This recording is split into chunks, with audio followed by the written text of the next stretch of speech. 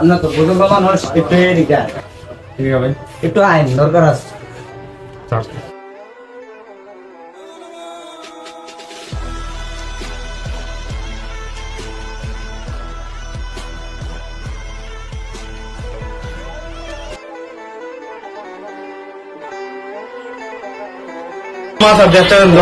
TikToker কি video ভাই আমরা যে টিকটক কন্টেন্টের ভিডিও করি টিকটক ভিডিও মানে আমরা টিকটক আমরা একটা ভাইরাল ভিডিও